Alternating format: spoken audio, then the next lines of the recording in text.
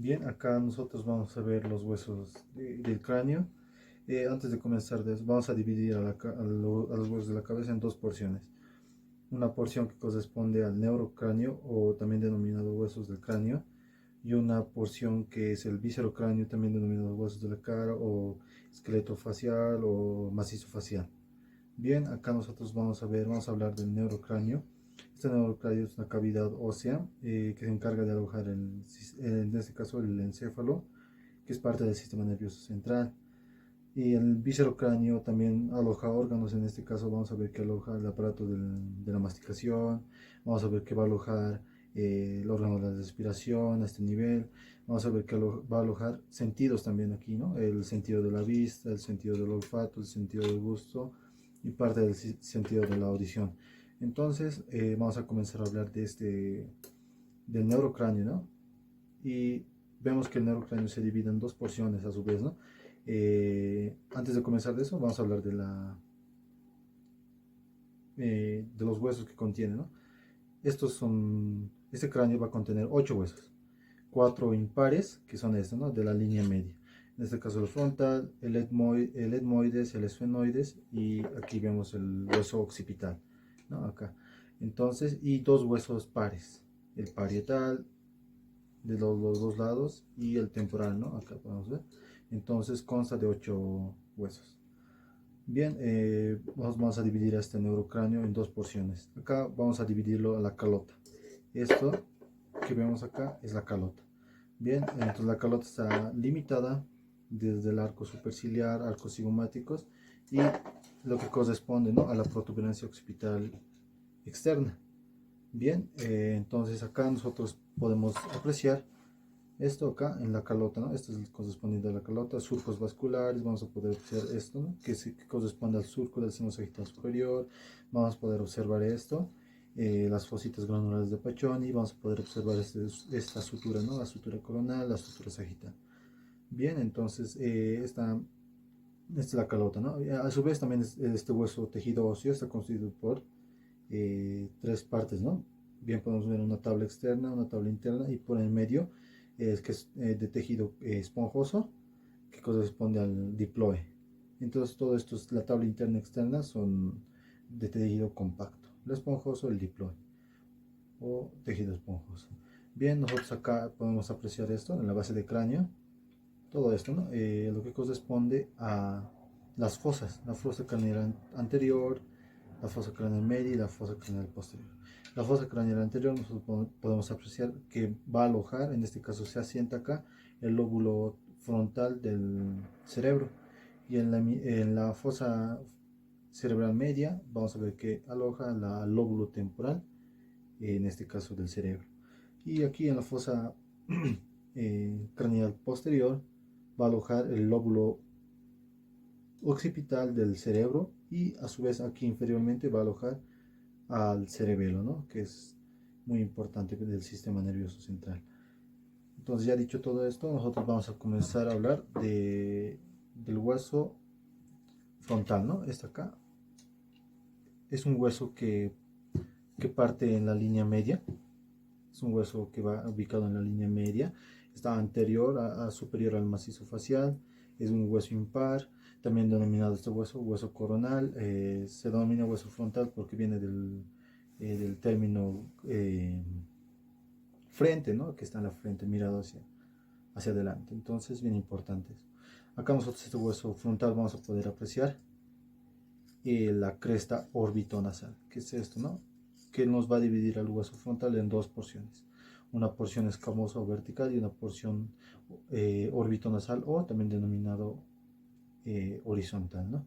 Bien importante entonces la cresta orbitonasal. Ya, bien, entonces vamos a ver. Bien, nosotros vamos a empezar a hablar de lo que corresponde. Esta es la porción vertical o escamosa. Esta es la cara exocranial o anterior. Ya, en la línea media nosotros vamos a partir con una estructura importante, que es la sutura metópica o esta sutura frontal media, ¿no? Y aquí por encima también podemos apreciar la glabela, que es un punto craniométrico o eminencia frontal media. Bien, acá nosotros podemos apreciar esto, en la hacia lateral ya, esto, las eminencias frontales laterales, tanto de izquierda como de derecha, ¿no? Aquí lateral también podemos observar esto, la línea temporal, la carilla temporal, ¿no? Es bien importante esta porción escamosa en su cara exocranial. Ahora en su cara endocranial o posterior nosotros podemos apreciar esto, que es el agujero ciego, también denominado foramen caecum, ¿no? Que se inserta en la hoz del cerebro. Acá por encima nosotros encontramos la cresta frontal, ¿no? Aquí, y que superiormente se abre en un surco del seno sagital superior. Lateralmente vamos a encontrar esto, las fositas granulares de Paccioni. Bien, ahora nos vamos a la porción orbitonasal, ¿no? ¿Qué corresponde a esto? Vamos a hablar de su cara endocranial, entonces es la porción orbitonasal, ¿no? Esta porción vamos a ver aquí en la línea media, esto, ¿no? Que corresponde a la espina nasal. La espina nasal se articula con el hueso nasal, con la cara posterior, ¿no? Y las caras posterolaterales de esta espina nasal se articula con la lámina perpendicular del etmoides. Es bien importante, acá también vemos esta sutura que corresponde a los huesos nasales. Aquí en la línea hacia lateral vamos a ver las fosas, una fosa lagrimal y una fosa troclear, ¿no? La fosa lagrimal para que se aloje la glándula lagrimal y la fosa troclear para que se aloje la polea de reflexión del músculo oblicuo mayor o superior, ¿no? Aquí a este nivel. Entonces, es importante lo mismo de este lado y aquí podemos apreciar esto, que son los borde supraorbitario, bien importante, ¿no? Y aquí también podemos observar esto, que corresponde al agujero o escotadura supraorbitaria para vasos y nervios supraorbitarios. Y aquí más medialmente podemos observar aquí que puede ser también escotadura o agujero, que corresponde a la escotadura frontal o agujero frontal, que en este caso van a atravesar o van a pasar vasos y nervios frontales. Lo mismo de este lado, entonces, y aquí podemos apreciar esto. Esto es la apófisis frontal medial, aquí lo mismo lado, ¿no? Aquí la apófisis frontal lateral, ¿no? Que se articula con el hueso cigomático. Este se articula con el hueso maxilar, con la apófisis frontal del maxilar, ¿no? Bien importante, entonces. Y ahora vamos a la cara endocranial, que corresponde a esta. Esta es la cara endocranial. Nosotros vemos la escotadura etmoidal, ¿no? En forma de herradura. A este nivel, vamos a ver acá, esto que corresponde a las eminencias mamilares y las impresiones digitales. Bien importante aquí igual. Bien, eso sería un hueso frontal. Ahora vamos al hueso etmoides. Aquí tal vez no podría encontrar un hueso que corresponde bien. Lo más tal vez superficial de hablar de este hueso, que igual está situado posterior al hueso frontal, es este, ¿no? El hueso etmoides. Entonces tiene una lámina cribosa horizontal que nos divide en dos porciones a la lámina perpendicular, una superior que corresponde a la crista de Galli, una inferior a la lámina perpendicular, ¿no? Bien importante este etmoides. Aquí podemos ver también que discuten el bulbo olfatorio, ¿no? En el primer par craneal. Los filetes olfatorios, una área cribosa más que todo. Acá también podemos ver esta crista de Galli que sirve de inserción para la hoz del cerebro, ¿no? Bien, vamos a pasar a hablar del hueso, del siguiente hueso que corresponde, ¿no? Este hueso que se denomina hueso esfenoides. Igual este hueso está situado en la parte media, posterior al etmoides. Vamos a ver que tiene una forma parecida a un murciélago o una mariposa, ¿no? Este hueso es muy importante porque la mayoría de los huesos se articula a este nivel. Por eso también se denomina este hueso llave del cráneo, o también denominado hueso cuña, porque se articula con los demás huesos. Bien, entonces aquí nosotros podemos ver esto, que tiene un cuerpo y unas alas, ¿no? Es las alas menores o gracias, las alas mayores de los esfenoides, el cuerpo de los esfenoides y unas patitas que corresponde a las apófisis pterigoides, ¿no? A este nivel, apófisis pterigoides. Entonces comenzamos con el cuerpo aquí nosotros podemos ver esto, ¿no? En su cara superior esto, el proceso etmoidal que se articula con el etmoides, el yugo esfenoidal, aquí podemos ver también el limbo esfenoidal, aquí podemos ver el canal eh, del nervio óptico, vamos a ver el surco intercavernoso, vamos a ver el tubérculo de la cilia, la fosa pituitario, donde se aloja, en este caso también denominado cilia turca, donde se aloja la glándula hipófisis o pituitaria, ¿no? Y el dorso de la cilia. Bien, entonces aquí hemos visto todo lo que corresponde a la cara superior. Vamos a avanzar a la cara inferior, que este es el pico o rostrum esfenoidal, ¿no? Que este se articula con el vómer, que es parte de los huesos de la cara. Este vómer, entonces van a formar un tipo de articulación que se denomina esquindelesis, articulación vómero-esfenoidal de tipo esquindelesis. Entonces, bien importante también es en su cara inferior. Vemos en su cara posterior que se articula con, con el proceso basilar del hueso occipital, ¿no? Es bien importante. Ya pasado todo esto, vamos a hablar de esto, ¿no? De las alas menores. Las alas menores son estas. Y vemos que las alas menores van a formar esto, ¿no? El conducto óptico, por donde va a discurrir el nervio óptico y la arteria oftálmica. Bien importante esto, entonces, este orificio por donde atraviesan esas dos estructuras. Vamos a ver también a apreciar esto, ¿no? Que corresponde a las apófisis clinoides anteriores. Bien importante, ¿no? Bien, nosotros vemos acá entre el ala mayor y el ala menor, es la menor y la mayor, ¿no? Vemos la fisura orbitaria superior o hendidura esfenoidal, por donde van a atravesar diferentes estructuras, ¿no? En este caso va a atravesar el tercer parcraneal, que corresponde al motor ocular común, va a atravesar el cuarto parcraneal, el nervio patético troclear, el sexto parcraneal, que corresponde al motor ocular externo. También atraviesan, en este caso, damos del nervio oftálmico, bien importante, ¿no? Y la vena oftálmica. Entonces, esas estructuras atraviesan por esta hendidura esfenoidal o fisura orbitaria superior. Bien, esto es la ala mayor, vemos que tiene una cara endocranial y una exocranial, ¿no? Bien importante. También vamos a hablar de los agujeros que presenta este nivel. Este es el agujero redondo o redondo mayor. Aquí el agujero cano, el agujero espinoso, el agujero, perdón, el agujero redondo menor, ¿no? Bien importante.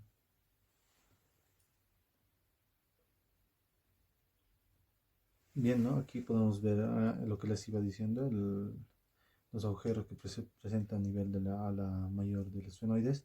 Este es el agujero redondo o redondo mayor, ¿no? El agujero oval o también denominado agujero. Entonces este agujero también, inferiormente a este agujero vamos a encontrar el agujero espinoso o redondo menor, ¿no?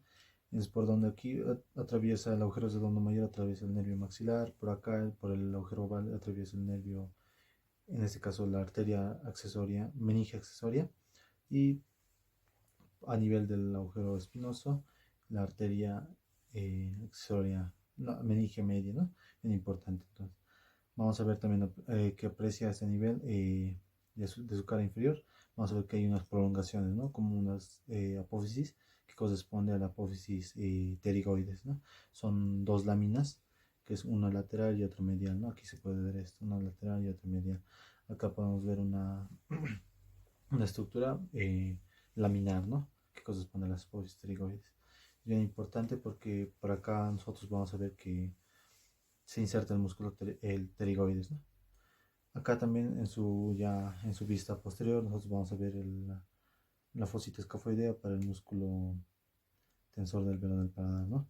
Bien importante, entonces acá también podemos ver una estructura importante. Esto que se ve acá es el conducto pterigoideo para vasos y nervios pterigoideos, ¿no? Y también se denomina conducto ovidiano, ¿no? Bien importante, entonces acá.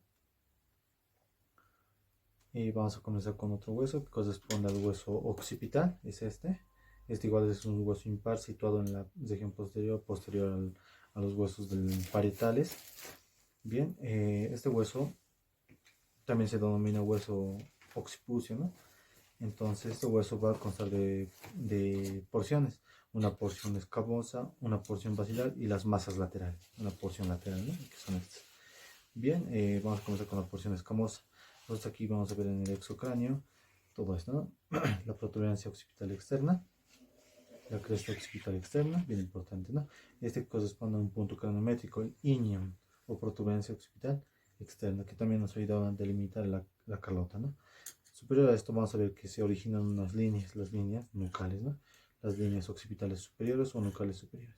E inferior a esta la línea nucal inferior o occipitales inferiores. Importante, entonces esas líneas, bien, acá nosotros podemos ver en la cara endocranial esto. Una protuberancia occipital interna. Vamos a poder observar acá este nivel, en la cresta occipital interna. Acá a este nivel nosotros podemos apreciar una fosita vermiana que corresponde al vermis del cerebelo, ¿no?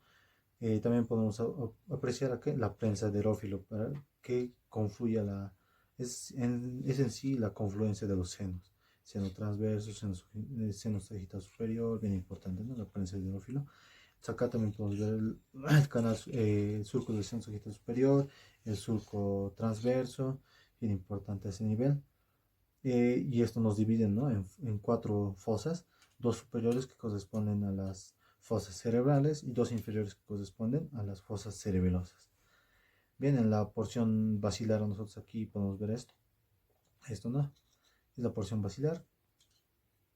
Acá nosotros podemos ver el tubérculo faríngeo, vamos a poder apreciar estas estructuras, ¿no? Bien importante.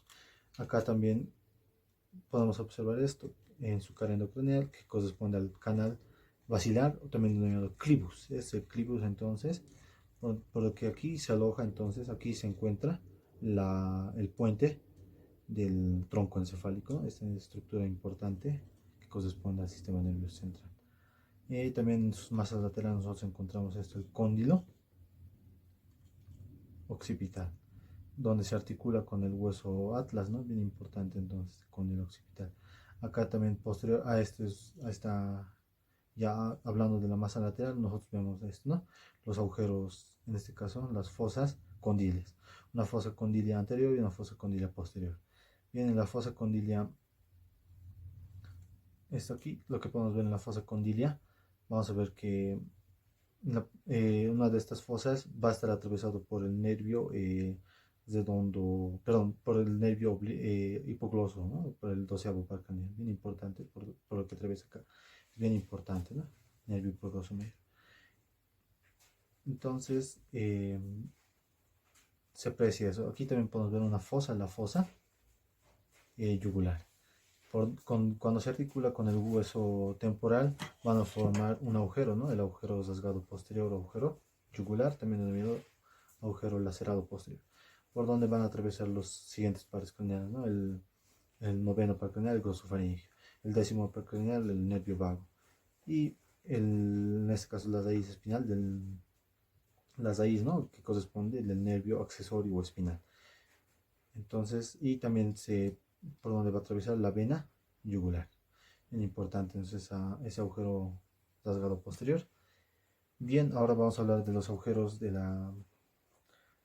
los agujeros pares, ¿no? Perdón, los huesos pares. Entonces, bien importante. Vamos a comenzar a hablar de este hueso que corresponde al hueso parietal. Entonces, acá nosotros vemos que este es el parietal. Está orientado de esta forma. Entonces, está orientado así, ¿no? Bien importante.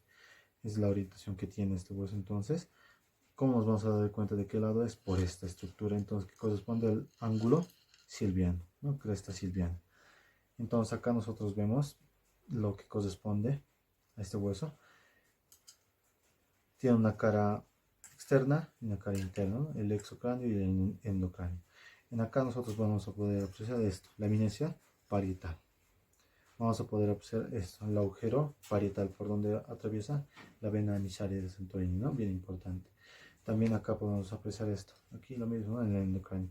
De acá lo que les decía, esto corresponde al ángulo silviano, donde parten las raíces vasculares, ¿no? De la arteria meningia media, bien importante entonces, por donde que forma la hoja de higuera, ¿no? En una forma de hoja de higuera, surcos vasculares ocasionados por esta arteria meningia media. Acá también de la misma manera observamos el agujero parietal. Bien, también se puede apreciar estas estructuras, los fositos granulares de Paccioni. Y este hueso vamos a ver que tiene bordes, un borde superior, un borde anterior, borde inferior y borde posterior, ¿no? Su borde superior también se denomina borde sagital. Su borde anterior también se denomina borde bregmático. Su borde inferior también se denomina borde temporal, ¿no? Su borde posterior también se denomina borde lambdoideo, ¿no? Bien importante. Entonces, también va a presentar este hueso ángulos. Un ángulo antero superior, un ángulo posterior superior, un ángulo antero inferior y un ángulo posterior inferior. Este ángulo también se denomina, el ángulo antero superior también se denomina bregmático, ¿no? Este ángulo anterior inferior también se denomina terion, ¿no?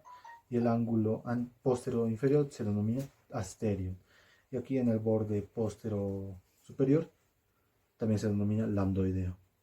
Es bien importante porque este hueso también se articula, ¿no? A este nivel con el otro hueso parietal, a este nivel con el hueso frontal, a este nivel con el hueso temporal y a este nivel con el hueso occipital, ¿no? Bien importante, a este nivel también en el ángulo también se articula con un hueso, con el hueso esfenoides, que corresponde al ala mayor, ¿no? Eh, Bien, vamos a hablar ahora del hueso temporal. Es este, ¿no? Que vemos acá nosotros, este hueso.